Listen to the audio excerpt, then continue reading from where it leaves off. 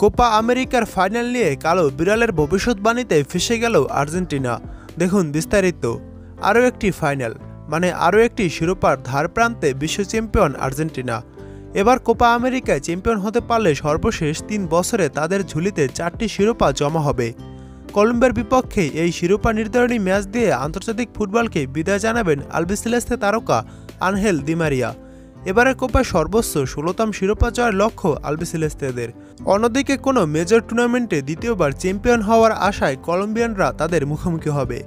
আগামীকাল সোমবার মায়ামির hard rock স্টেডিয়ামে বাংলাদেশ সময় ভোর 6টায় ফাইনালে নামবে আর্জেন্টিনা ও কলম্বিয়া। তবে আর্জেন্টিনা ও কলম্বিয়ার ফাইনাল ম্যাচ নিয়ে এক ভবিষ্যৎবাণী করেছে কালো বিড়াল, বা বিড়ালকে দিয়ে করানো হয়েছে। সেখানে দেখা যাচ্ছে একটি মাঠের ভিতর আর্জেন্টিনা ও কলম্বিয়ার পতাকা রাখা হয়েছে একসঙ্গে, এবং দুই দলের পতাকার সামনে খাবারও রাখা হয়েছে। তারপর বিড়ালকে ছাড়া হয়েছে এবং বিড়াল সরাসরি গিয়ে কলম্বিয়ার খাবার খেয়েছে।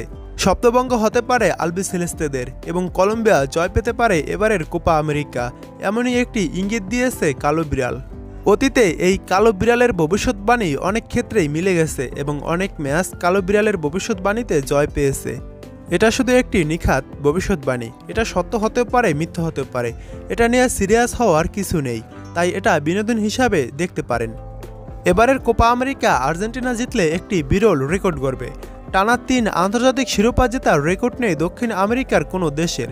2বার মহাদেশের শিরোপা এবং 1বার বিশ্বকাপ জেতার কীর্তি গড়তে পারেনি লাতিনের কালোজয়ী কোনো দল। এমনকি ইউরোপের প্রজন্ম বা সর্বকালের সেরা দলগুলো পারেনি নিজেদের ধারাবাহিকতা ধরে রাখতে।